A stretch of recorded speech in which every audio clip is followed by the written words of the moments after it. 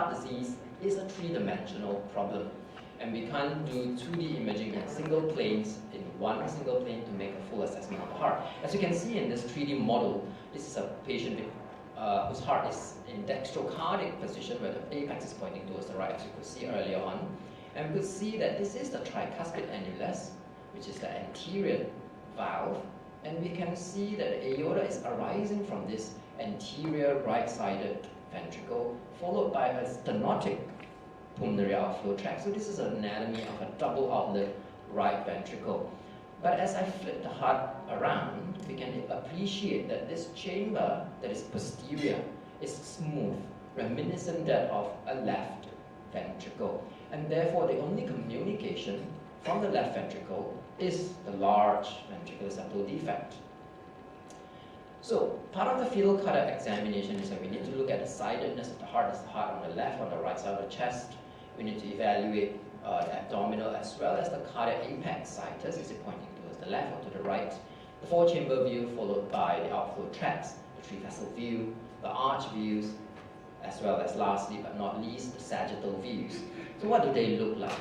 So why is it that we need multiple planes? And this is taken from the guidelines published by the American Heart Association. We all start with the four-chamber view. Now based on this four-chamber view, one would surmise that this is an absolutely normal fetal heart because we have a balanced ventricular chambers, four good-sized chambers with an intact ventricular septum, good atrioventricular valves.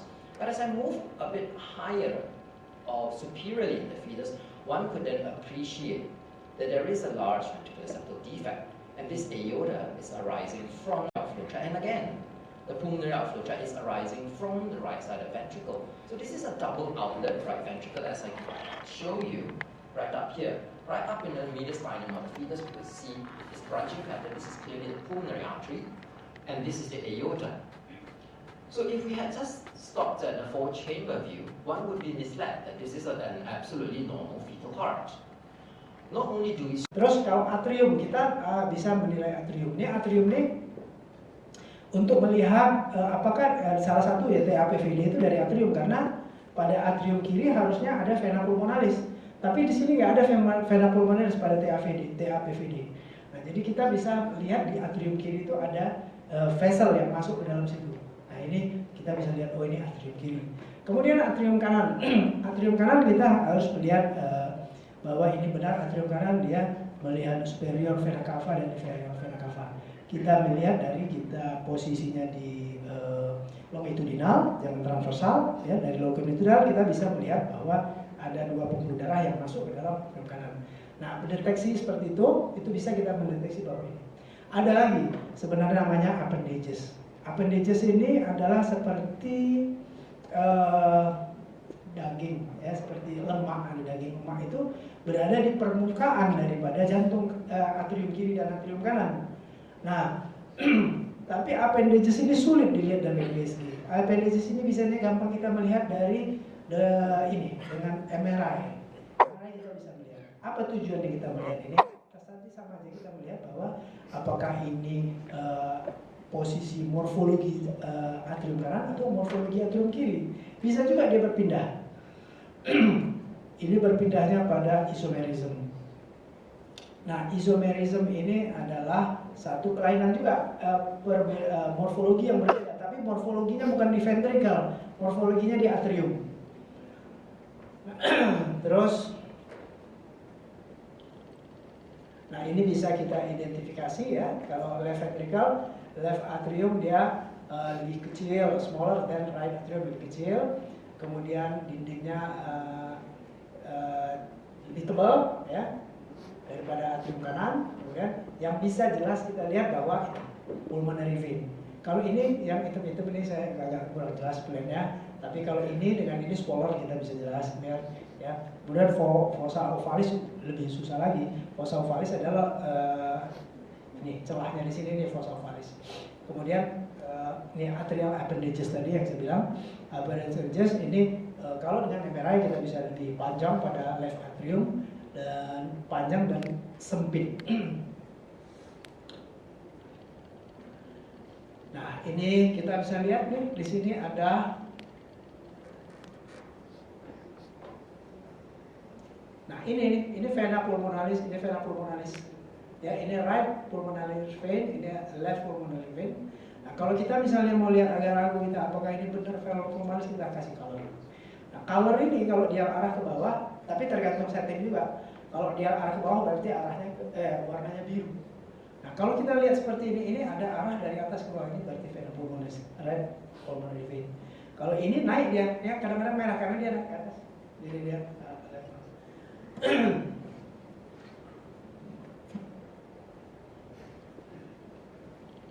Nah, right atrium ini kita bisa lihat, kita posisi dari sagittal tadi ya, kita lihat ini superior vena cava, ini atrium kanan, ini inferior vena cava. Kalau ada dua seperti itu, ini kita bilang nih. Ini. Kemudian ada pectinate muscle. Pectinate muscle ini agak sulit karena dia gerigi permukaannya itu, ya. Ada trabecula ini yang seperti ini yang masuk ke dalam ini trabecula. Nah, pectinate muscle dia lebih kasar. Kalau kita lihat sehari-hari itu memang sulit melihat apakah ini ada pectinate atau enggak. Nah, ini superior vena cava, inferior vena cava. Nah, ini atrium left and right ya. Left atrium lebih halus. Ini karena ada pectinate di kanan agak kasar nih kalau kita lihat secara anatomisnya kita bisa lihat nih, ini halus di sini, ini ada kasar, tapi pada USG susah. Nah, ini right atrium. Nah, ini superior vena cava. Ini kalau kita lihat ini di cava view namanya, di cava view. Nah, ini appendages tadi, ya kita bisa melihat ini. Ini untuk melihat heterotaxy. Ada nggak isomerisme? Heterotaxy itu sama heterosomerism sama. Ada right isomerism, ada left isomerism. Right isomerism dua-duanya kanan, atriumnya dua-dua kanan. Left isomerism dua-duanya kiri. Nah, ini right isomerism dua-duanya sebelah kanan. Ini morfologi daripada atrium, ini dua-duanya kiri. Nah, ventricle. Nah, kalau ventricle ini tujuannya kita untuk melihat apakah ada di mana letak VSD-nya. Kalau VSD ini kalau di bagian pediatric cardiologist mereka bagi lagi. Ada di bagian outflow, ada outlet, ada inlet, ada body trabecula. Kalau kita bilang ini muscularis sama perimembranous gitu. Tapi mereka tuh membagi lagi di sini. Ada yang inlet di arah sini karena masuk dari tricuspid atau dari mitral, kemudian ini yang keluar juga yang pulmonary stenosis ALS. Nah, ini kita kelompokkan kelainan-kelainan. Kelainan ini kita kelompokkan menjadi cyanotic type dengan acyanotic type. Cyanotic type ini termasuk TGA, termasuk abstain, kemudian truntus arteriosus. Nah, ini biasanya keadaannya lebih jelek.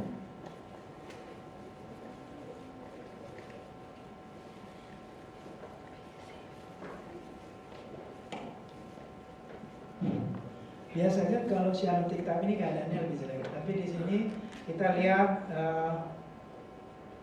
nanti ya kita lihat ini totalnya ada 55, ada 25 ya, total kelainan anomali. Yang acyanotiknya lebih banyak ya. Nah, kalau kita lihat isolated, ini isolated tunggal. Artinya kalau dia ada pulmonary stenosis, hanya pulmonary stenosis. Kalau misalnya associated ini biasanya dengan kelainan lain dari organ selain jantung. Kemudian kalau multiple ini kelainan jantung, tapi dia misalnya pulmonary stenosis, dia ada juga AVSD-nya. Jadi misalnya ada TGA, kemudian ada juga VSD-nya. Ada VSD yang tanpa TGA, ada VSD dengan TGA. Biasanya TGA tanpa VSD itu keadaannya lebih jelek. Tapi kalau TGA dengan VSD dia bisa terjadi mix. Nah, ini kita lihat kasus kita yang isolated ini yang paling banyak. Multiple 27 dan ini 27%.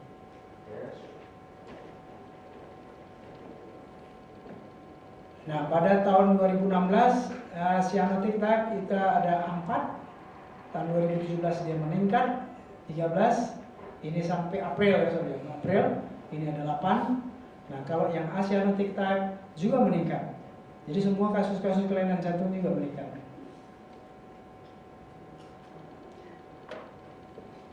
Nah kita lakukan evaluasi untuk melihat akurasi diagnostik pada kelainan jantung ini.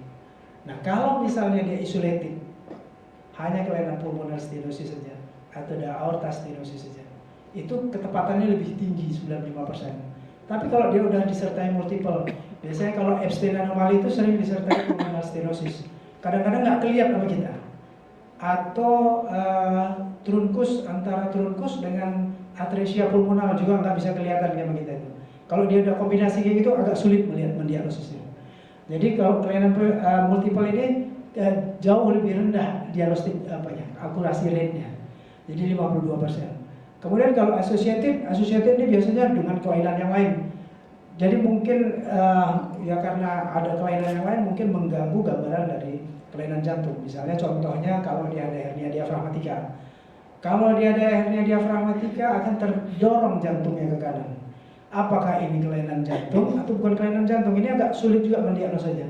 Makanya angkanya jadi ketepatannya jadi jauh menurun. Tapi kalau secara keseluruhan kita diagnostik ini, angka akurasi kita 71,4%. Nah ini biasanya kita karena keuntungan kita ada kerjasama dengan pediatri kardiologis dan bedah jantung, jadi kita bisa mendiagnosa, kita bisa menentukan akurasi ini ketepatan benar apa enggak. Kadang-kadang kita sebelum kita buat fetal heart program ini, kita hanya bagian dari fetal maternal aja, kita mendiagnosa apakah ini benar apa enggak, nggak tahu juga. Karena kita hanya berdiagnosa berdasarkan USG kita aja, kita bilang parasitosis, padahal enggak, misalnya gitu. Atau misalnya pada kasus-kasus aorta stenosis ringan. Nah kalau udah ada pediatri kardiologis dia udah bisa lihat apakah ini mild aorta stenosis atau memang nggak ada aorta stenosis. Gitu. Karena kalau misalnya lahir normal aja, kalau misalnya dia nggak ada nangis, dia nggak ada biru, dia normal-normal ya, padahal dia ada mild aorta stenosis. Nah dengan adanya pediatri kardiologis yang kerjasama sama kita lebih bisa mendiagnosa itu lebih tepat. Nah kemudian survivalnya. Kalau kita lihat nih cyanotic, biasanya cyanotic itu lebih jelek survivalnya. Tapi di sini di harapan kita ini kita punya angka survivalnya hampir sama dengan yang cyanotic kan, 82 sampai 87%. Nah, di sini kita punya course ya, fetal ekokardiografi ya. Salah satunya adalah saya, Dr. Gatot, Dr. Aditya. Nah, ini kami Dr. Novan juga. Kita membuka course untuk fetal ekokardiografi. Kemudian kita bekerja sama juga dengan dokter pediatri kardiologis. Mereka akan ikut mengajar juga. Bersama-sama untuk pendidikan fetal course ini. Kemudian topik-topik yang akan kita ajarkan adalah yang mulai dasar ya, fetal ekokardiografi dasar, termasuklah itu segmentasi, kemudian kita four chamber. Ini yang kami kerjakan untuk mendiagnosa kelainan-kelainan jantung ini. Kita mulai dari sistematikanya, kita mulai dari situsnya, kemudian aksisnya, kardiotorak rasionya, kemudian kita segmentasi untuk melihat apakah jantung kanan mengenalkan seperti itu, supaya nanti pengiriman referral dari kasus ini bisa lebih awal terdeteksi ya, untuk kasus-kasus, apalagi kasus-kasus yang memerlukan penanganan lebih awal, lebih cepat, misalnya pada kasus TGA tadi yang atau kasus-kasus dengan atresia pada pulmonal, di mana kita harus cepat memberikan prostaglandin untuk mempertahankan ductus arteriosus, atau aorta stenosis juga memberikan dia ductus arteriosus, mempertahankan ductus arteriosus. Ini aja saya rasa dari saya untuk melaporkan kelainan-kelainan jantung yang ada di rumah sakit harapan kita. Terima kasih.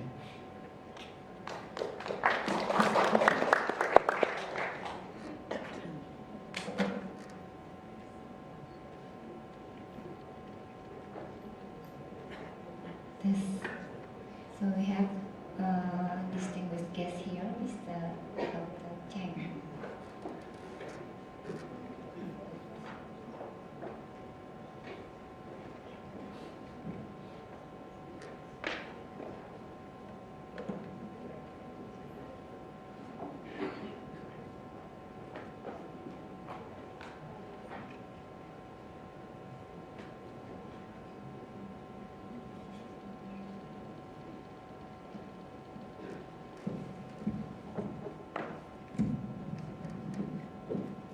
Selamat sejahtera.